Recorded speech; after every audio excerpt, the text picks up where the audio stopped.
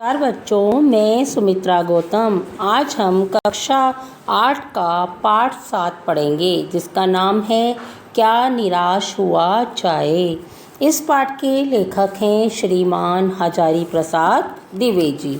इस पाठ का सारांश मैं आपको समझाती हूँ कि इस पाठ के माध्यम से कवि कहना चाहते हैं कि जो सच्चाई है ना बच्चों, ईमानदारी है, परोपकार है, प्रेम भाव है, तो ये सारी की सारी अच्छाई होती है ना, ये क्या कहलाती है? मानवीय गुण कहलाती है। हमारे समाज की बुनियाद अच्छाई और ईमानदारी पर टिकी हुई है। बुराइयां कितनी भी बढ़ जाएं, परंतु अच्छाइयों का अस्तित्व समाप्त नहीं होता है। जीवन में अच्छे व बुरे कई प्रकार के लोग हमें मिलते हैं, पर अच्छाई हमेशा क्या है? हमें दिखाई देती है। आप देखोगे ना बच्चों, तो बुरे ही बुरे लोग नहीं हैं समाज में, अच्छे लोग भी हैं। हमें अच्छे लोगों को देख करके आशावादी दृष्टिकोण अपनाना चाहिए। लेखक कहते हैं कि समाचार पत्रों में जब हम बुरी खबर पढ़ते हैं ना, जैसे उसमें चोरी की खबर आ गई, हत्या की खबर आ गई, कोई दुर्घटना की खबर आ गई, तो हमारा दिल क्या है? दहल जाता है। यानी हमें बहुत डर लगने लगता है। हमें लगने लगता है कि कहीं ऐसा ना हो कि हमारे साथ भी ऐसा हो जाए, हमारी भी कोई दुर्घटना घट जाए। कोई व्यक्ति हमारे पास से निकलता है तो हमें वो भी चोर दिखाई देने लगता है। यानी हम क्या है? दहल जाते हैं, दुख अपने मन में डर जाते हैं। ये चिंताजनक बात है कि हमारे समाज में बुराइयां अधिक आ गई है, परंतु हमारे समाज में बच्चों, हमारे देश में क्या है? ऋषि मुनि भी हुए हैं। हमारे देश को आर्यवर्त भी कहा जाता है। ये भूमि कई धर्मों की मिलन भूमि है। यहाँ अलग अलग धर्म, अलग अलग जातियों के लोग रहते हैं। कई जातियों के लोग रहते हैं बच्चों, यहाँ पे कई धर्मों के लोग रहते हैं। ये तो यहाँ की जो अच्छाई है ना बच्चों, वो कभी ख़त्म नहीं हो सकती है। हमारे देश में अच्छाइयाँ कैसे ख़त्म होती हुई दिखाई दे रही है अभी इन समय में, कि नैतिकता भी ख़त्म होती दिखाई दे रही है। क्योंकि जो बुरे लोग हैं ना, उनके साथ साथ जो बेचारे अच्छे लोग होते हैं ना, निर्दोषी होते हैं, वो भी पिसे जा रहे हैं। जो दूसरों को परेशान कर रहे हैं, गलत तरीके से पैसे कमा रहे हैं, वो लोग क्या है? फल फूल रहे हैं। जो गलत तरीके से पैसे कमा रहे हैं ना, वो तो फल फूल रहे हैं, और जो बेचारे ईमानदार हैं ना, वो दोषी बन जाते हैं। तो इसका प्रभाव कहाँ पड़ रहा है बच्चों? हमारी संस्कृति पर पड़ रहा है। जब हमारे देश में अंग्रेज आए, तब से हमारे समाज क्या हो गया?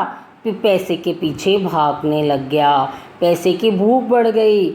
हमारा देश पहले ऐसा नहीं था। सत्य व अहिंसा का बहुत बड़ा धन था हमारे देश के पास। हमारा देश सत्य और अहिंसा से चल रहा था। और पहले क्या था बच्चों? ये एक इंसान का चरित्र ही बहुत बड़ा धन माना जाता था। परंतु अभी लोग क्या हो गए हैं? लालची हो गए हैं। सब सारी सुविधा चाहने लगे हैं। पहले के ज़माने में हमारी संस्कृति में सच्चाई, निष्ठा महत्वपूर्ण थी, लेकिन आज क्या है? भौतिक विकास को महत्वपूर्ण माना जाता है। पहले के ज़माने में धर्म को ही कानून माना जाता था, परंतु अब धर्म और कानून अलग अलग हो गए हैं। अब लोग क्या करते हैं? अब लोग कानून को भी झूठा साबित कर देते हैं। लोग कहने लग जाते हैं ये कानून गलत है, ये कानून सही नहीं है। तो लोग क्या कर रहे हैं कि पहले के लोग तो धर्म को धोखा नहीं देते थे, लेकिन अभी तो कानून को भी धोखा दिया जा रहा है। तो बच्चों क्या हुआ कि अभी के जो लोग हैं ना, वो कानून में कमियां निकालते हैं। अभी लोग देश में, इससे क्या हो रहा है कि अभी हमारे देश में भ्रष्टाचार फैल रहा है। यहाँ के लोग भ्रष्टाचार फैला रहे हैं।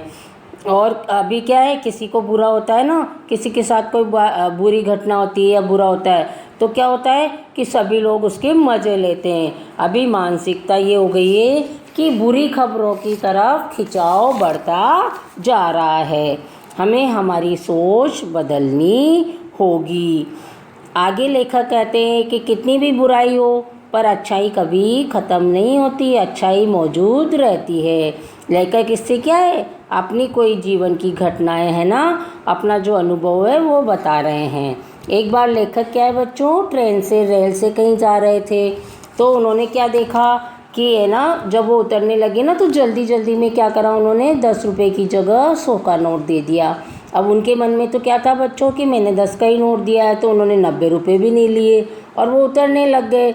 और जैसे ही वो उतरने लगे ना तो अचानक से क्या हुआ कि टिकट बाबू उनके पीछे पीछे आया और पीछे पीछे आकर के कहा कि आपने बहुत बड़ी गलती कर दी, आपने नहीं देखा कि आपने 100 का नोट दिया है और आपने 90 रुपये तो वापस ही नहीं लिए।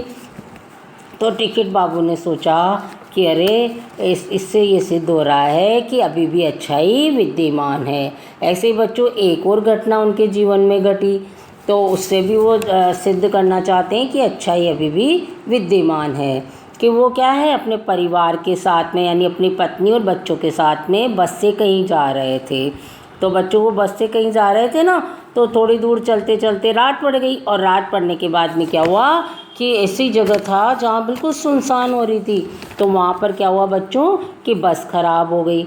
अब बस ख़राब हो गई ना तो बच्चों, तो सबके मन में अलग अलग विचार आने लगे, सब अलग अलग बातें कहने लग गए। सब कहने लगे कि ओ ये ड्राइवर है ना, ये डाकुओं से मिला हुआ है, यहाँ तो डाकू आते हैं, यहाँ चोरियाँ होती है, और ये ना ये ड्राइवर और कंडक्टर उनसे मिला हुआ है।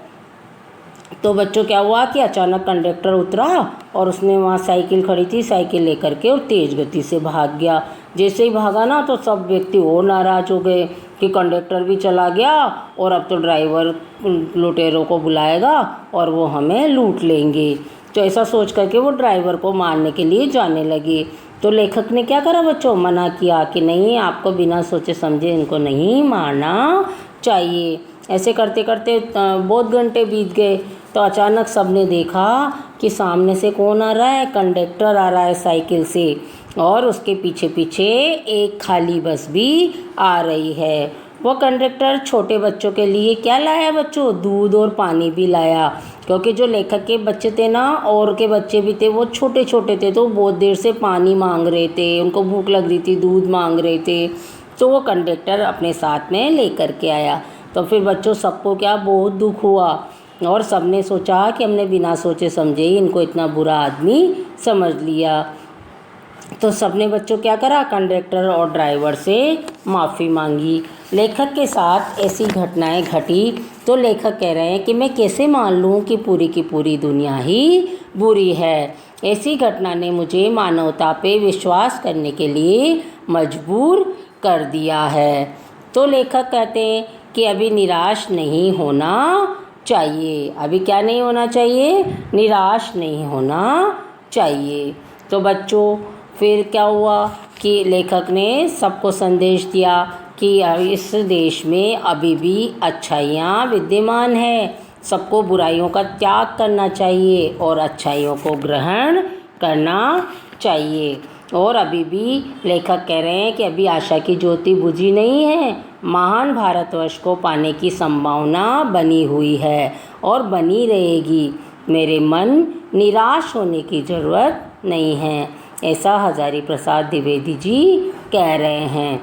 धन्यवाद बच्चों, ये पाठ हमने आपको सारांश समझा दिया है। अब आपको इस पाठ के प्रश्नोत्तर करने हैं।